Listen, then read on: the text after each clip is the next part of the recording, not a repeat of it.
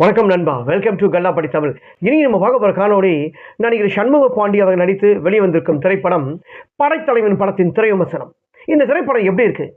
இந்த திரைப்படம் இவருக்கு எந்த அளவுக்கு இவங்க அப்பா கேப்டன் விஜயகாந்த் அவர்கள் போல எப்படி இருக்கு? கை கொடுக்குமா கொடுக்காதா? வீடியோ மறக்காம முழுசா ஸ்கிப் பண்ணாம பாருங்க.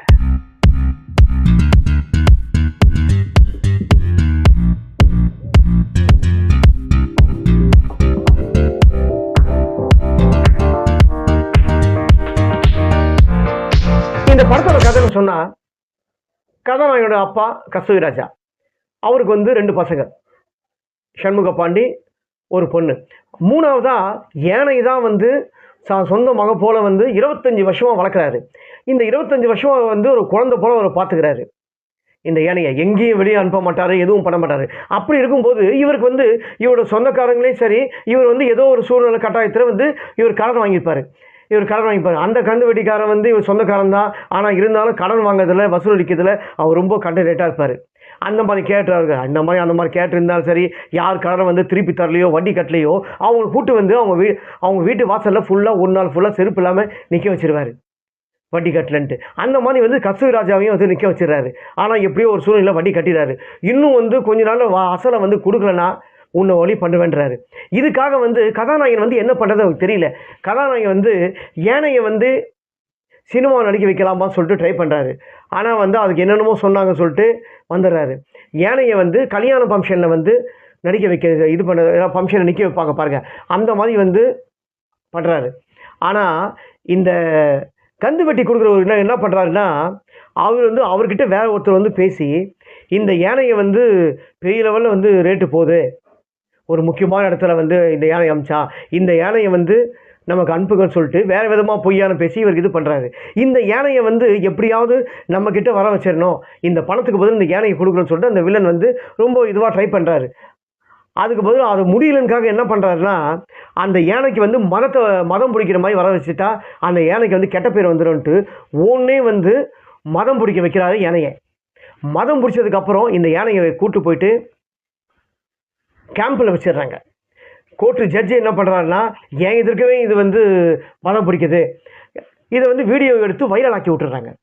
இந்த யானை கேம்பில் போனதுக்கப்புறம் இந்த யானையை மறுபடியும் மீட்டாரா இல்லையாந்தான்.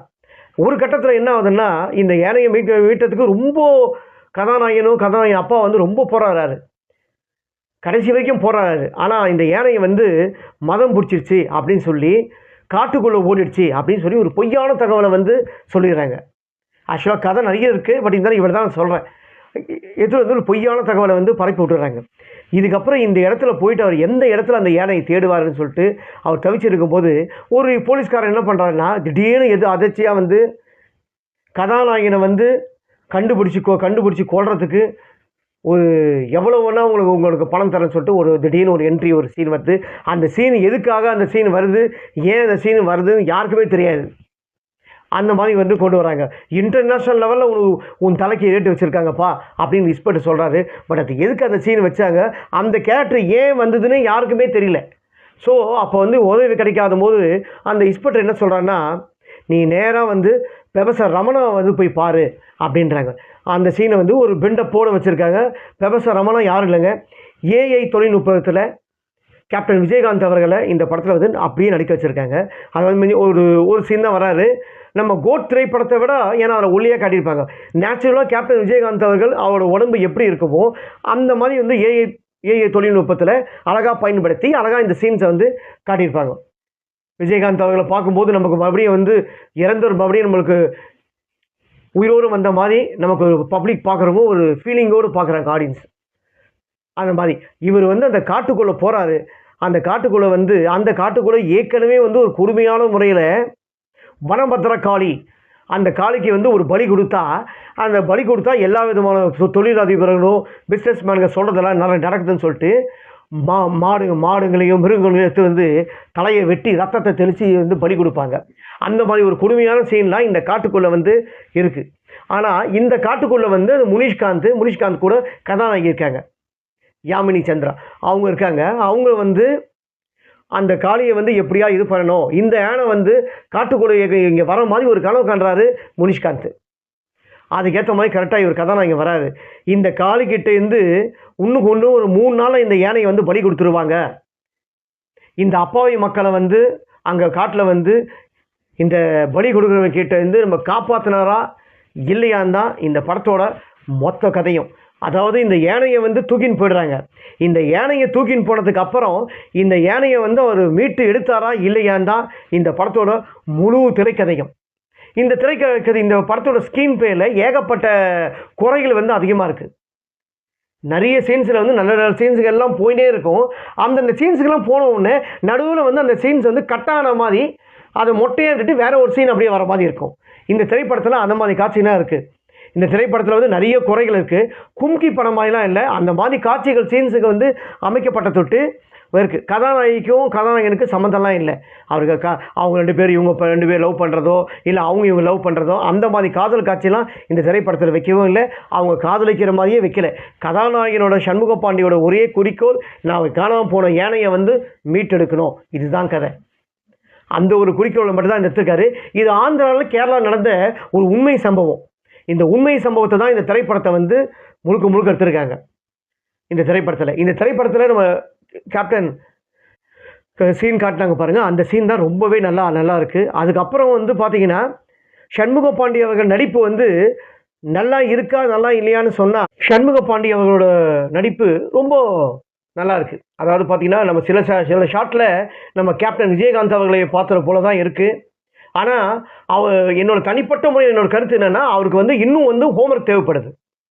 அவர் வந்து இன்னும் ஹோம்ஒர்க் பண்ணணும். ஏன்னா நிறைய ஆக்ரோஷமான சீன்ஸுகள்லாம் விஜயகாந்த் அவர்கள் எப்படி நடிச்சிருப்பாருன்னா அவரோட கண்ணை வந்து அந்த கண்ணை ஒரு தீயை காட்டுவார் பாருங்க அந்த கேப்டன் விஜயகாந்த் அவர்கள். அந்த தீயை பார்த்தே வந்து எதிராளிங்க வந்து பொசுக்கிற மாதிரி இருக்கும். அந்த அந்த எக்ஸ்பிரஷன் இன்னும் வந்து சண்முக பாண்டி அவர்கள்கிட்ட இன்னும் வரலை. அதே மாதிரி ஃபைட்டிங் சீன் வந்து நல்லா பண்ணியிருக்காரு, நல்லா மாசாக தான் காட்டியிருக்காங்க.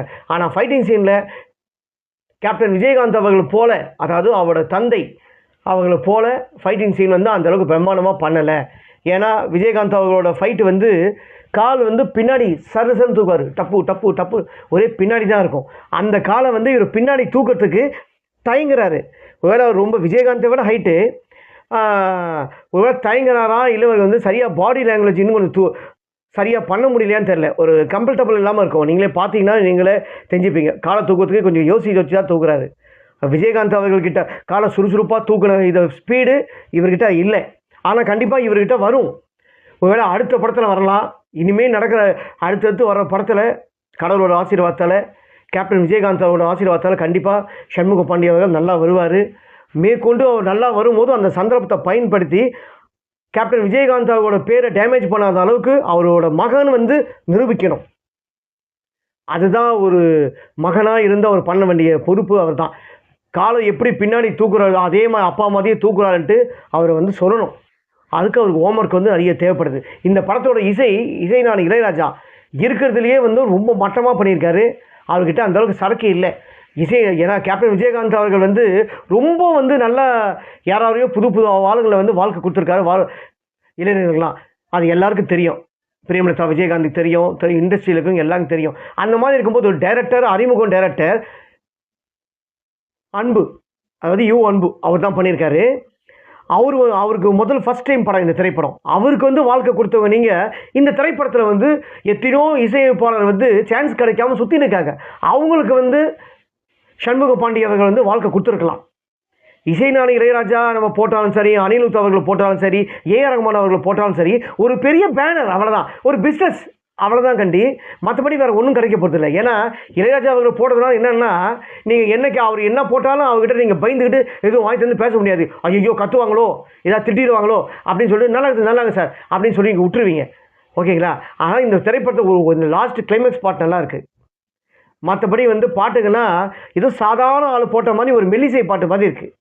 நம்ம பாட்டெல்லாம் நம்ம மனசுலன்னா ஆழமாக அந்த அளவுக்குலாம் பதியலை. என்னை கேட்டிங்கன்னா தனிப்பட்ட என்னோட கருத்து, இசைஞானி இளையராஜா அவர்களுக்கு வயதும் ஆகிவிட்டது, சரக்கு அவர்கிட்ட இது தீர்ந்து போய்விட்டது. இதுதான் என்னோட கருத்து. இந்த படத்தில் நடித்த நடிகைகள் எல்லாருமே வந்து அவங்களுக்கு கொடுத்த கதாபாத்திரத்தை ரொம்ப அழகாக நேர்த்தியாக பண்ணியிருக்காங்க. யாரையும் குறை சொல்கிற அளவுக்கு இல்லை. இந்த படத்தில் நடித்த நடிகர் சண்முக பாண்டி, முனிஷ்காந்த், கஸ்தூரி ராஜா, அருள்தாஸ், ராமச்சந்திரன் ராஜு, யாமினி சந்திரன் மற்றும் இந்த திரைப்படத்தில் எத்தனையோ நடிகர்கள் வந்து இந்த திரைப்படத்தில் நடிச்சிருக்காங்க. ஓகேங்களா? அதாவது இந்த திரைப்படம் வந்து ஒரு தடவை வந்து பார்க்கலாம்.